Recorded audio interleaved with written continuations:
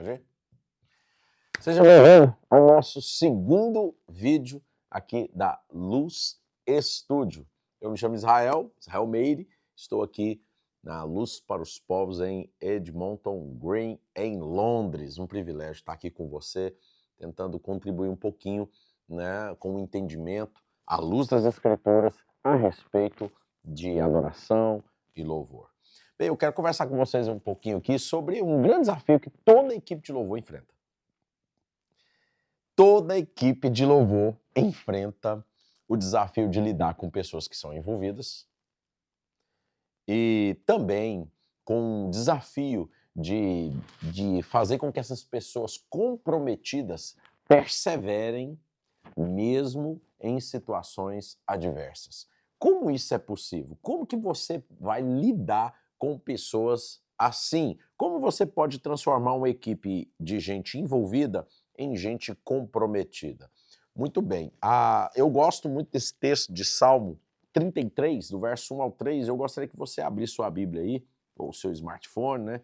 E acompanhar comigo esses 3 versículos. Ele diz assim: cantem de alegria ao Senhor, vocês que são justos. Aos que são retos, fica bem louvá-lo. Louvem ao Senhor com harpa, ofereçam-lhe música com lira de 10 cordas, cantem-lhe uma nova canção, toquem com habilidade ao aclamá-lo. Bem, esses 3 versículos são 3 versículos desafiadores para aqueles que são envolvidos. Mas são versículos que se tornam práticas para aqueles que são comprometidos. O envolvido, ele tem sempre aquele sentimento de estar, mas não pertencer. Ele está naquele ministério, mas qualquer proposta é suficiente, né, para que ele mude. Porque o envolvido, ele não lida com aquilo que é sério dentro do ministério. Ele lida não só com o ministério de maneira superficial, mas ele também lida com a sua vida de maneira superficial, seu casamento de maneira superficial. E por que isso acontece? Acontece muitas vezes porque os envolvidos, eles não tiveram de fato, uma experiência real e poderosa com Cristo. Esse é um primeiro aspecto. Ou eles estão distraídos com a mente que são alimentadas pela cultura secular, né? Essa cultura que rouba a nossa criatividade, rouba o nosso senso de responsabilidade, e isso faz com que o artista invista quase nada na sua arte, né? Então ele pensa que o que ele está fazendo já é muito, né? Já é muito. O envolvido, ele pensa dessa forma, ele lida com o ministério dessa forma. O envolvido também, ele lida com o ministério com suor, não com sangue. Ele lida com suor, porque é apenas um trabalho para ele. Agora, eu sempre digo, no ministério de louvor, que eu sirvo lá há muitos anos, há 25 anos, eu digo para eles que o altar não é construído com tijolos. O altar é construído com sangue. Sangue de quem? Primeiro, de Cristo. Segundo, de cada um dos seus membros. O que você tem oferecido no altar? Suor ou sangue? Por que suor? Você vai se lembrar que no Antigo Testamento, quando o sumo sacerdote transpirava, ele morria. Ele morria. Por quê? Porque Deus não aceita suor. Do suor do seu rosto, do seu trabalho, comerás. Do fruto do seu trabalho, comerás. Suor fala de trabalho. Suor fala de cansaço físico. Não. O que Deus deseja é que nós doemos o nosso sangue. Como assim, Israel? Como assim? Então agora eu vou morrer? A vida com Deus é morrer em Cristo. É morrer com Cristo. Não é isso que o apóstolo Paulo fala? E já morremos com Cristo, também ressuscitaremos com Cristo. A grande diferença de um artista envolvido e comprometido é que o envolvido, ele oferta suor. O comprometido, ele oferta a vida. É a vida dele. E esses 3 versículos que nós lemos aqui, a gente percebe isso. E eu gostaria de chamar a sua atenção novamente, porque ele diz assim: Louve, o verso 2, louvem o Senhor com harpa, ofereçam-lhe música com lira de 10 cordas. É interessante Deus colocar aqui até o instrumento e a característica do instrumento, não é? Mostrando detalhes de como deve ser. Não é da forma como nós achamos. Eu vou aqui tentar traduzir isso para uma questão até engraçada, né? Tem músico que fura a pele da bateria, toca assim mesmo. É para Deus. Deus aceita. É assim mesmo? Ou uma corda arrebenta? Ele, não, vou trocar essa corda não. Vai assim mesmo. Deus conhece o meu coração. A adoração, ela não deve ser oferecida de qualquer jeito. Quando isso acontece, estamos oferecendo suor. Não, a adoração, ela é oferecida por meio do sangue, através do sangue. Um terceiro aspecto aqui muito interessante é que ele diz, cantem-lhe uma nova canção. Irmãos, cantar uma nova canção dá trabalho. Dá trabalho. Porque nós estamos vivendo uma geração onde as pessoas, eu chamo isso de geração das versões. Então alguém compõe uma música, e aí tem a versão brasileira, que deve ter umas 20 versões brasileiras, aí tem a versão americana, mais umas 20 da mesma música. Cadê a criatividade do povo? Agora, recentemente, lançou-se uma música aí, eu não sei quando você está assistindo esse vídeo, nós estamos gravando em 2025, mas agora lançou-se uma música aí de uma africana, e agora está todo mundo fazendo a versão dessa música. Porque todo mundo quer explodir, como essa africana explodiu. Viralizou. Estamos atrás da viralização ou estamos atrás de agradar a Deus? Cantar uma nova canção implica em depender do compositor, que é o Espírito Santo. Cantar uma nova canção também implica em se debruçar aqui na palavra. Então, uma outra característica do envolvido e o comprometido é que o envolvido ele está apenas preocupado em fazer versões da sua arte. Mas o comprometido não, ele quer oferecer o melhor da sua arte.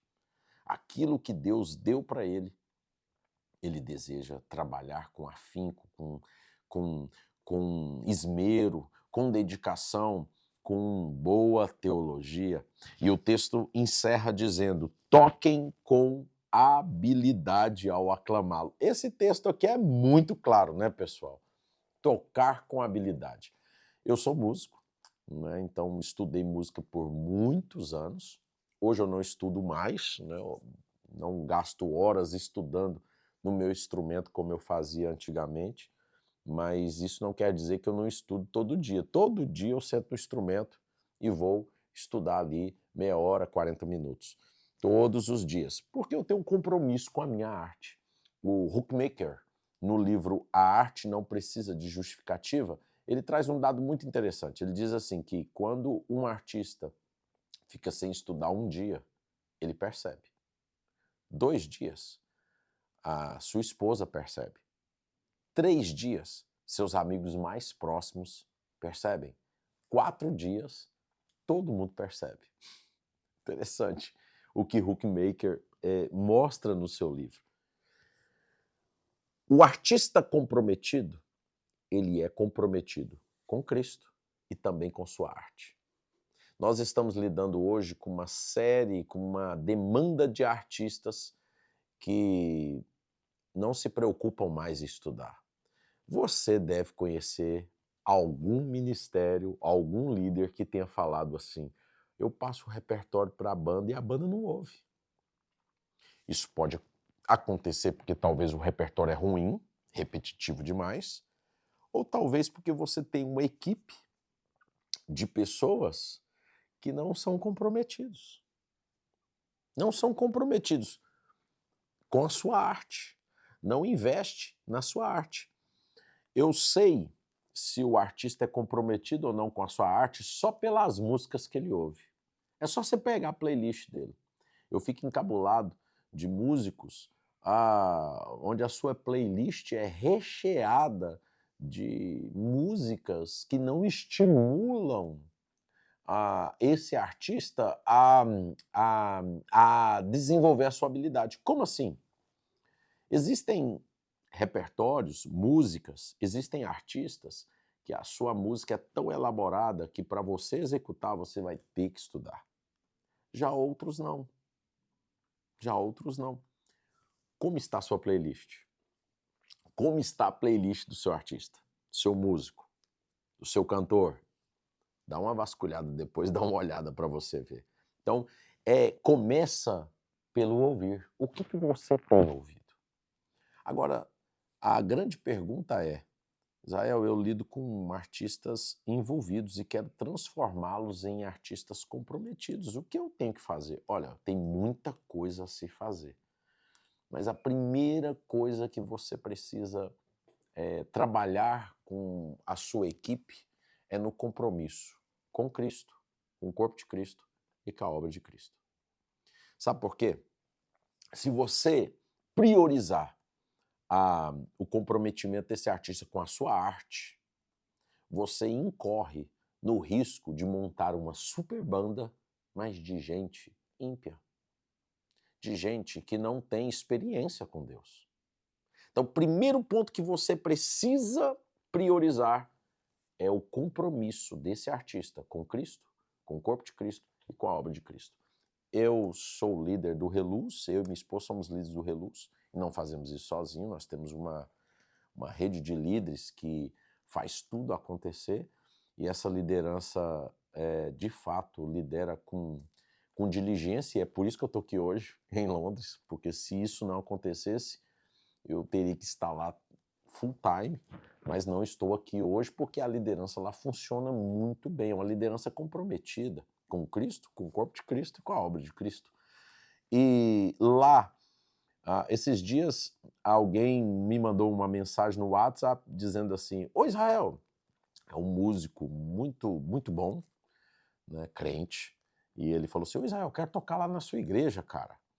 E como é que é? Tá tendo vaga lá e tal?" E eu caí tão inocente, né? Caí na pergunta dele, achando que ele queria participar do nosso ministério de louvor. Eu falei, claro, não, pode vir, vai ser bênção e tal, tal. Recebê-lo, né? É claro que nós temos assim, algumas etapas.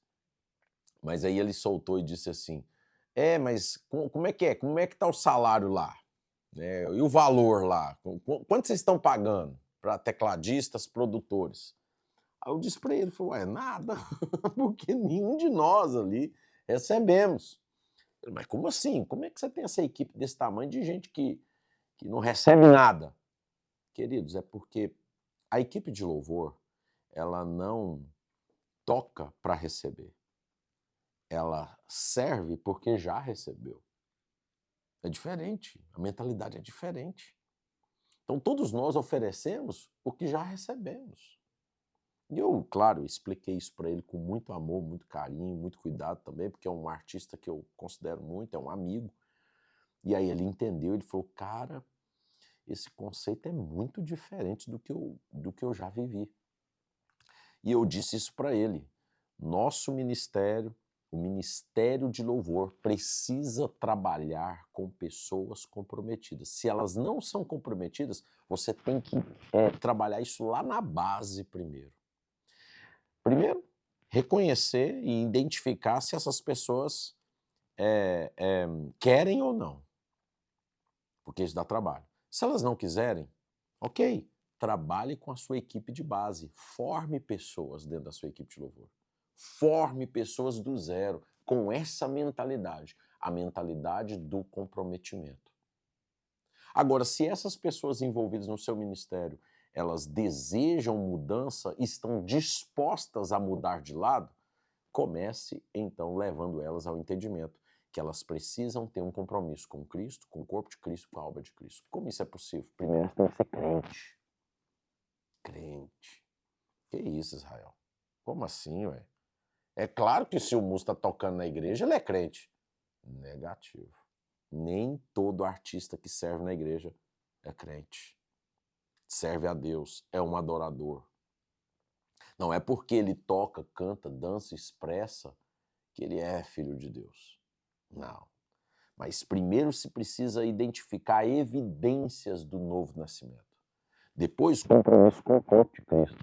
Esse artista, ele só vai na igreja quando ele está na escala? Então ele não é comprometido, ele é envolvido. Ele precisa ser um membro daquela comunidade que ama aquela comunidade, independente se ele toca ou não. Compromisso com o corpo de Cristo. Ele vai na ceia? Ele toma a ceia, pelo menos? Quantos artistas você conhece que não toma ceia? Eu conheço alguns. Não tomam ceia. A ceia é um sacramento bíblico. Na verdade, nós cristãos, né, reformados, acreditamos nos dois sacramentos, o batismo e a ceia. E aí? Ele é batizado? Esse músico pelo menos é batizado? Porque tem músicos aí que tocam na igreja, cantam, servem, expressam, dançam, mas nem batizado ele é. Então esse é o primeiro ponto que você tem que atacar. Ele é crente?